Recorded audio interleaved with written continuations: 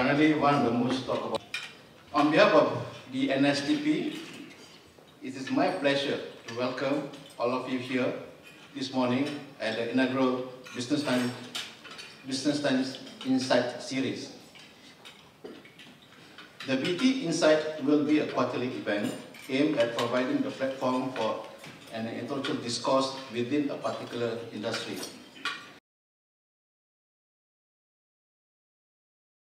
This is the model that what we will Prima will do. As well as to wastage and efficiency a little bit. Yang berbahagia, Datuk Maru.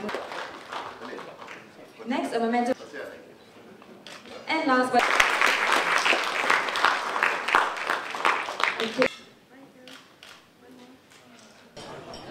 kita memahami kesukaran setengah-setengah pembeli daripada segi mendapat pembiayaan terakhir ataupun end financing.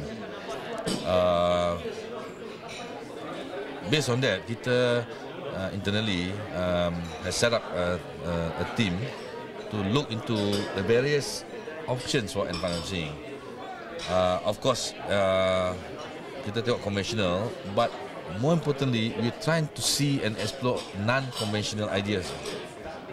But I must be honest with you, because we don't have a solution yet right now, will be premature for us to say anything at the moment. Those are various ideas lah, equity sharing, rental scheme, rent to own scheme. But the details we are still working on it. In the sense that we must make sure that the numbers make sense, and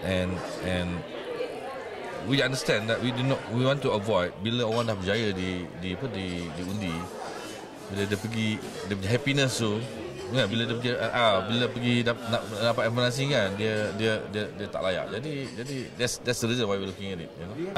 I think rather than put a time frame, I want to make sure that the solution we come up with is how would I say, a holistic solution. I don't want to put a time frame. Memang engage, kita memang we've been talking to banks. Most of the banks have come forward and talk to us about it. We are thinking of having a uniform, joint program, but we are still at the stage of just creating an awareness as far as the bank is concerned. So we're still at the early stage, so that they understand what the program is all about. Then the second stage nanti we will start looking in terms of, okay, maybe we can come out with some financing structure so far as Prima buyers are concerned. That is the second stage lah. Simultaneously, we are also looking at the non-conventional financing, as I mentioned earlier. But suffice to say right now, I think the team is updating me progressively lah where we are today. But it is an issue. That's why I didn't show it in my presentation. We know it's a component, critical component. We have no solution right now. Take it out first until we have a solution. So just unconventional financing, rent to own scheme, that's unconventional. Equity sharing, I think let's work on the details later. I will share with you. We will share with you when the time comes. Is this still in process? We are already doing joint venture. In Johor, I think we have 5 projects. Where we are doing it with private developers. I think when PM did the program cabutan undi, I think we actually showcase 5 development done by private developers together with Prima. One of them is Waterfront Holdings. I can't remember the details, but there was about 4 or 5 developments that we're working on with Johor with the private developers. Provide facilitation funds so that we can bring the price down to the target level that we are targeting lah. But what we're trying to achieve this year is to start construction those 50 plus 30, so that I want to make sure that within 3 years I have to start delivering this. So every year the program will be incremental. Yeah. But so far the development progress is on track. Macam mana? Development progress. The development progress right now will be various lah. Some of them are still at the final design stage. Some of them dah dapat development orders, can start work. So at various stage. You must understand that it is a nationwide program. We also have a program in Sabah and Sarawak. Yeah.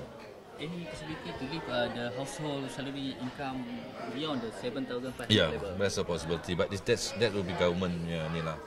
Government punya. So how much? You see, kita based on statistics. So that statistic will based on 209 now. So I look at that. When I look at 2,500 below, that's 40%. So we were initially thought of targeting the middle 40. Faham tak? 40% middle 40, and we thought of leaving the 20% up to the free market forces. Then I rationalized. I said, look, kalau 40%, I said, why don't we move the band down to 2005 and move the band upwards a bit? Because I punya rationale simple. If you are fresh graduate today and you are earning maybe 2005 or 2008, maybe you're working 1 year, 2 years, kan? You are my target customer. You're my target customer. Kan? So that's why I look at it. And then husband and wife lah tu, kalau dia income 3,000 plus 4,000 is 7,000. If I stop at 6,000, then this couple become ineligible. So I said, let's expand it out to 7,500. To answer your question, there is a possibility it might be increased, but that one's the government punya call lah.